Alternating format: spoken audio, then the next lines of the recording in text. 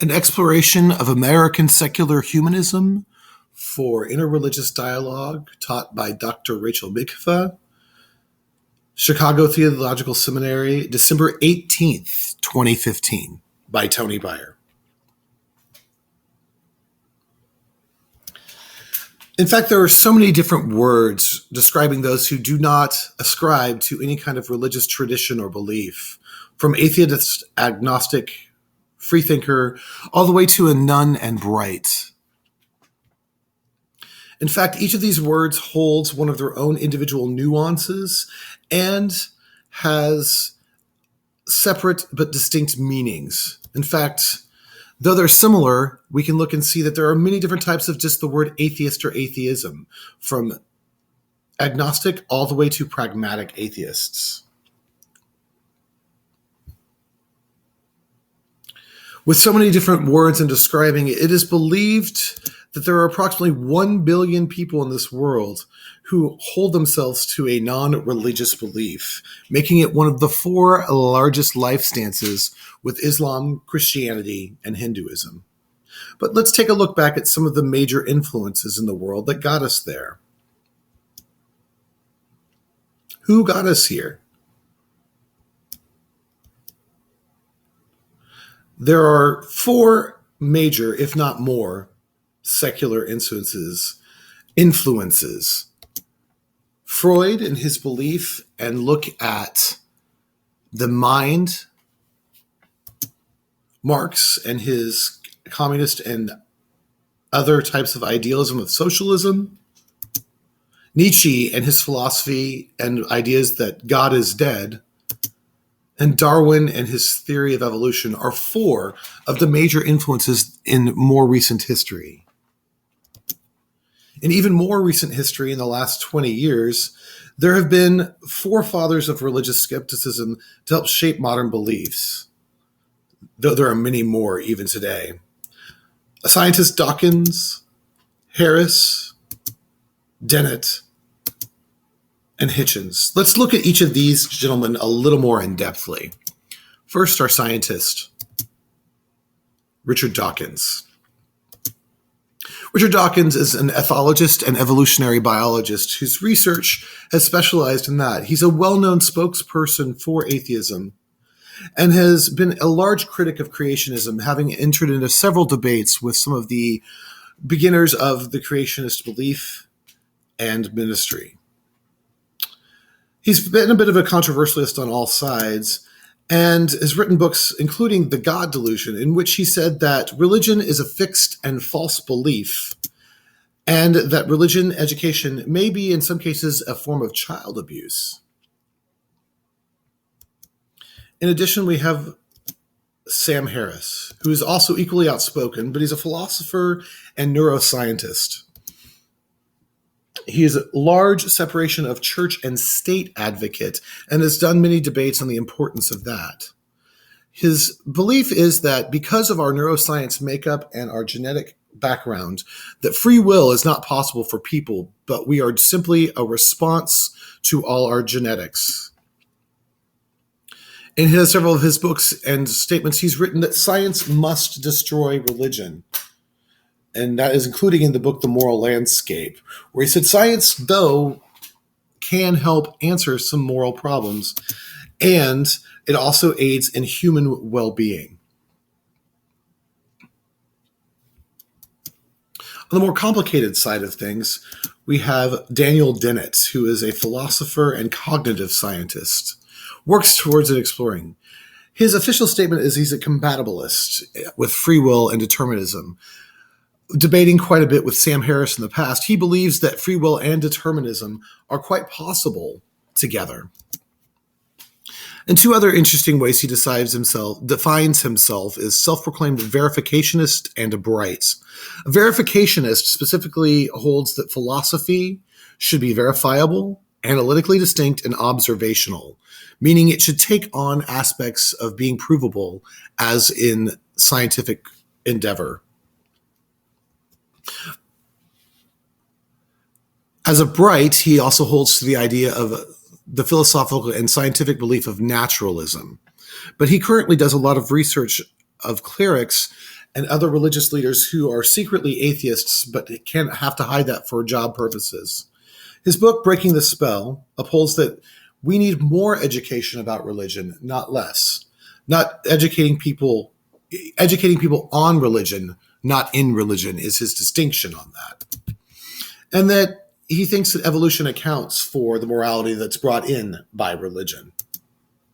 Our final is Christopher Hitchens of the Four Horsemen. He's an author, literary critic, and journalist, and amongst the most outspoken and, shall we say, of the four, probably the most combative of religious views. He considers himself a socialist and a Marxist. He is also known for what is called the Hitchens razor, which states that what can be asserted without evidence can be dismissed without evidence. Though really this is just a translation of a Latin phrase popular in the 19th century. It is one of his many statements that people who debate him on the public arena are known as hitch-slapped.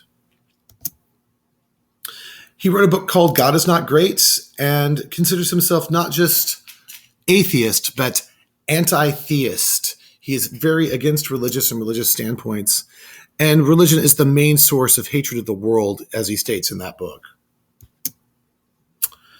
He believes that the public discourse is endangered by religious belief and should be banished from all discourse. Now, what is interesting about these four is that they are considered controversial and cold, and celebrant Amy Slavin points out that how their approach and ideas are losing favor among many of the secular or skeptic communities. Indeed, Dawkins has been called emotionally and compassionately, quote-unquote, tone-deaf. Hitchens encourages people to get to know the religious enemy and be prepared to fight it. And in this case, he went as far as promoting waterboarding for suspected Islamic terrorists, believing that their religion was the cause of their terrorist nature. Harris also holds an aggressively anti-religious stance, saying that science must destroy faith.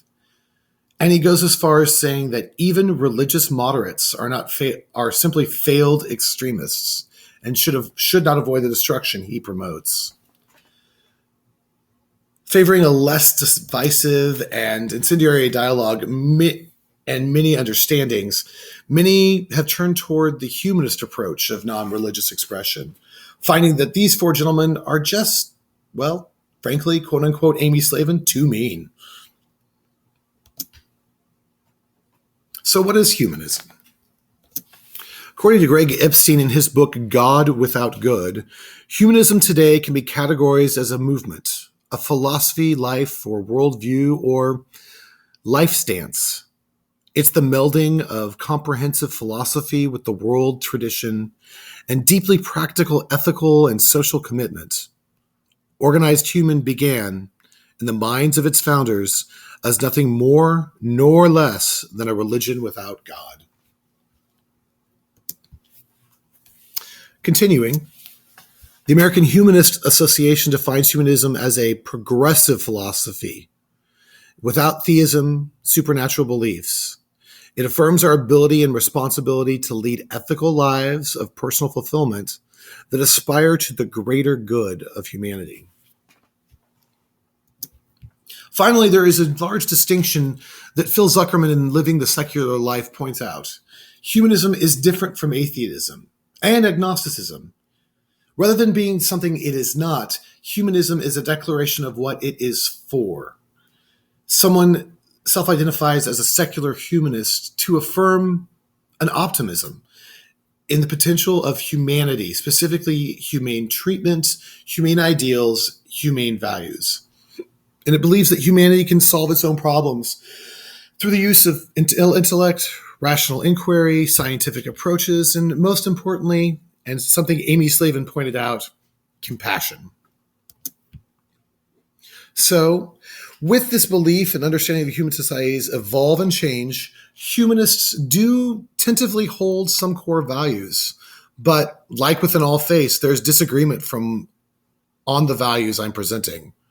But I point out from the Humanist Manifesto number 3, humanists ground values in human welfare, shaped by human circumstances, interests, and concerns, and extended to the global ecosystem and beyond. So here are four of the values that I have found that seem to unify current humanist thought in the American field. First, knowledge. In his book, A.C. Grayling, in his book, The Good Book, he explains the story and genesis of life for him. Genesis is the understanding that it began with a tree of knowledge and an apple falling high from it, bumping into the head of Isaac Newton, beginning the movement towards inquiry and change.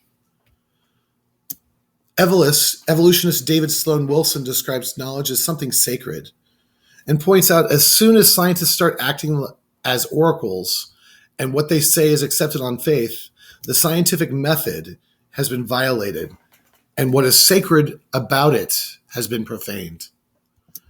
With the scientific method being one of the major ideals that many humanists believe is a method of showing and what is and is not knowledge,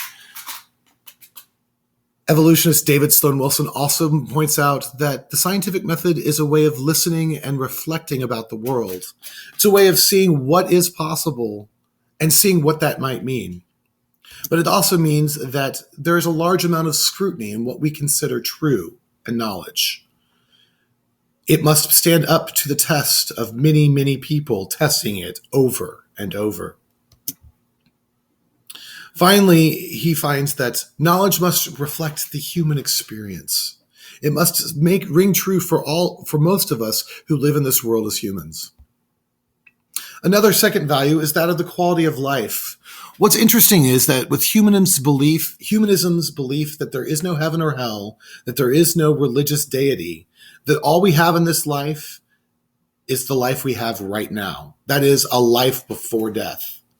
It instills a sense of urgency and responsibility about our own existence, and one must make the most of it.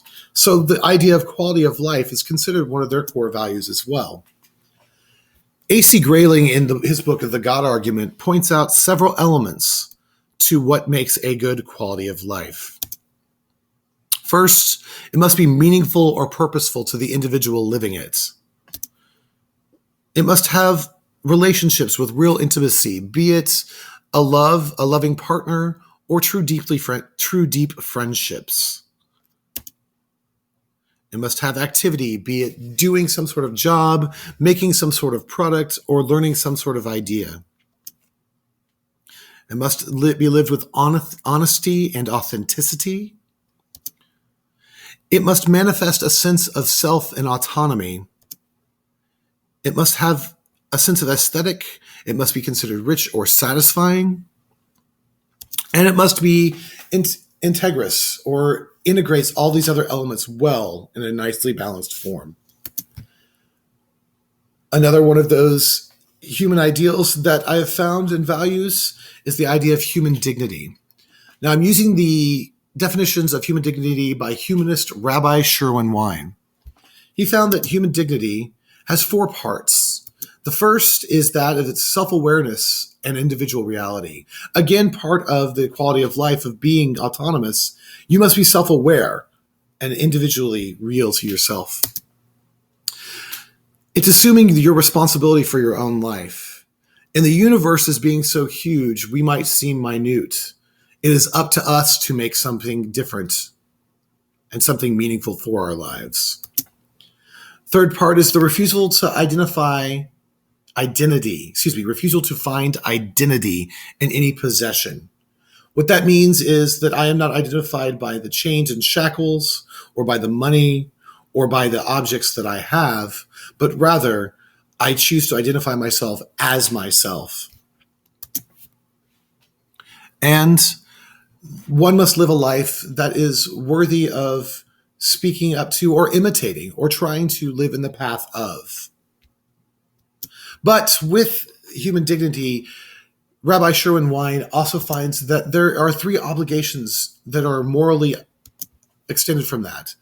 It's to drive for greater control of my own life, to to push towards the ideas that I am in control of what I am and am not, and do or do not. I must be reliable and trustworthy, and I must be generous.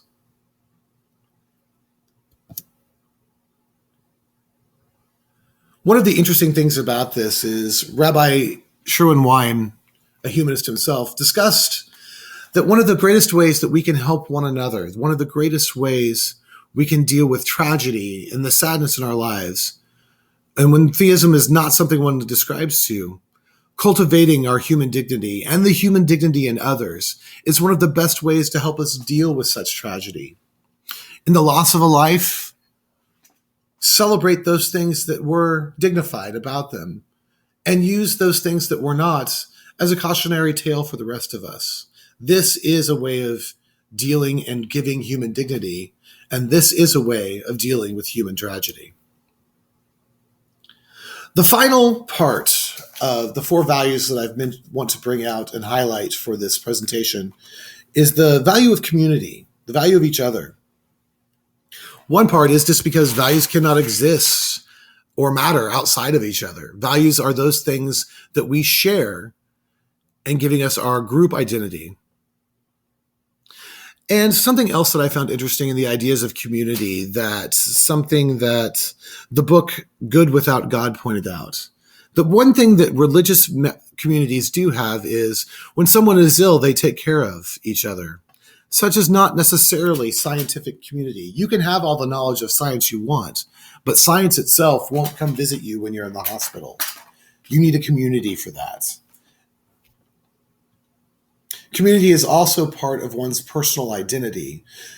Sharing yourself and describing yourself as a humanist becomes part of one's identity. And in doing so, you join the community and support systems that go with that. So we see that as community is growing, there are many, many different groups that have begun to pop up all over the world. Everything from the American Humanist Society to the Oasis Network. For those that work in the clergy world but have secretly become humanist, there's the Clergy Project, American Atheists, Council for Secular Humanism, and large organizations that meet once a year in huge conferences called Skepticons. But with that community, Greg Epstein, in his book, Good Without God, calls us to action, that we need in those communities humanists, not us necessarily, but calls humanists to action in several different ways. First and foremost, he calls them to make sure that there is a separation of church and state. Holding to Thomas Jefferson's idea is not only there to protect the government from religious control, not only to protect the government control in religion, but it is to protect the public square and its discourse. Those two are necessary in making sure that all ideas are heard and expanded upon. In the next charge, Epstein calls for a life of voluntary simplicity. It's to recognize that we become mindful of our choices, that we need fewer things, focusing our energy on towards those things that we do need, not those objects we don't. He calls it a make the most of wherever you are movement, rather than living it hard or roughing it movement. And you can see some examples of that in today's society. There's the movement towards tiny houses, or Graham Hill's life-edited movement. And if you're interested in more about the life-edited idea, I do recommend checking out his TED Talk. Another call to action that Epstein calls us to is that of living a life of sustainability. Finding better ways to use our waste products, to cultivate renewable energy, doing things like composting at home, having competitions within friends and family to see who can take the shortest showers, develop urban gardens, reduce, reuse, recycle, and then some, as he put it. And with these major calls of action of the humanist community, it's interesting that he also believes that we should continue that growth. Because if we don't, he describes the idea of the Planet of the Apes, The movie in which Charlton Heston comes in realizing this apocalyptic nightmare has actually happened. The Planet of Apes have taken control and realized that humanity destroyed itself for whatever reason, be it environmental, be it indulgence or war.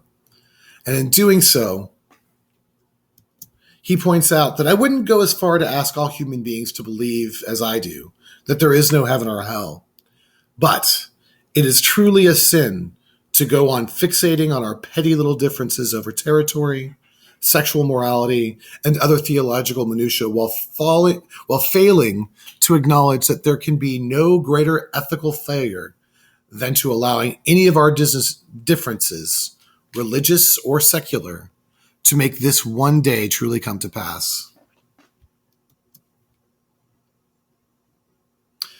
With this idea that our differences, be they religious or secular, going on, he also calls people to an idea of pluralism. And he encourages humanism to do a pluralistic approach, believing that some of the major issues of the world are going to require cooperation, not only within secular communities, but within secular communities and religious communities as well. In doing so, I offer some of his ways in suggesting recruiting for participation of humanist and secularist groups. Then afterwards, I will point out a few of his do's and don'ts when speaking to those who ascribe to a non-religious ideal. First, he points out that when doing things, use inclusive language. This includes when talking to your groups, putting out advertisements and flyers, and maybe even sending out emails that point out that an interfaith gathering also includes those of a non-religious or humanist stance. He points out that when putting together programs, include humanist in them. If you have someone who's a speaker on humanism, bring them in. If you have someone who wants to do an invocation or prayer, humanists can open up with some aspect of this by doing a reading or poem. And make sure that when service projects come along of an interfaith nature, that humanists and secularists groups get invited. More and more, he encourages those of us on the other side who are of religious leadership to learn and teach about humanism as well. That when we run into groups and are asking them to join our interfaith exchange, and they say, well, I'm not religious, that's not for me, he points out, what do you mean by not religious?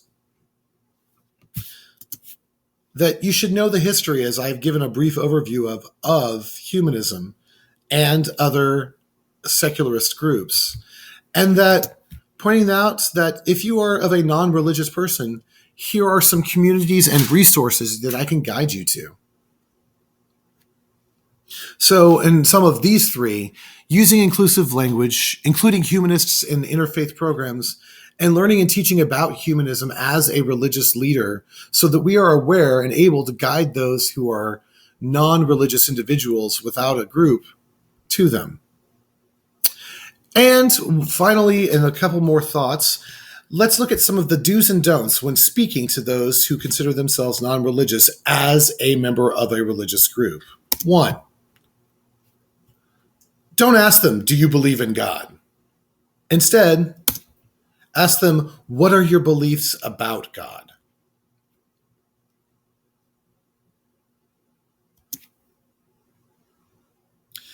Don't ask them, how can you be good without God? Or don't you think you need some sort of morality in having God to do so? Instead, ask them, why are you motivated to go to this path? Why are you motivated to be a good person? Or why are you motivated to work with us as an interfaith group?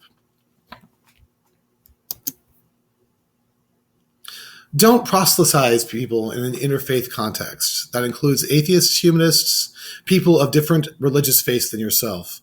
An interfaith dialogue and interfaith exchange is not the time or place to do so. Instead, reach out to humanist groups and others and solicit their participation. Find them, invite them, be a part of them, and be welcoming. Don't advertise interfaith events as the religious only.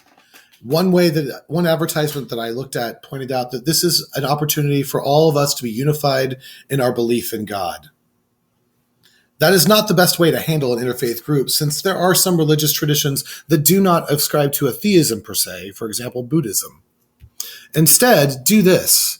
Advertise as pluralistic, including all religious, ethical, and other perspectives. Overall, the idea of humanism has really truly grown, as we have seen many groups are starting to gather as communities. Here in Kansas City, I've had the pleasure of visiting the Oasis community, which is growing in numbers by leaps and bounds, starting at about 10 members. And when I went and visited a few weeks ago, I saw that there were about 150 people in their gathering, with a growing number even more every weekend. The ideas that they find are that people are greater and more important than their beliefs, and that as members of the human community, we must find humane ways to treat each other. So I leave you with some final thoughts that are presented here to acknowledge the idea of what humanism acknowledges and the secular contributions and their celebration of scientific mystery. Humanism desires to learn from the past. Its exhortation to courage in the present and its espousal of hope for the future are about real things, real people, real human need and possibility, and the fate of the fragile world we share. A.C. Grayling, The God Argument. Life, this world, existent, it's all surreal, pleasantly mind-blowing mystery. The depths of the infinite, the source of all being, the causes of the universe, the beginnings or ends of time and space. When it comes to such matters, we don't have a shred of a clue. And perhaps we never will. Phil Zuckerman, Living the Secular Life. We stand awed at the heights of our people have achieved. No gods, no religion. Us. P.Z. Myers, The Happy Atheist.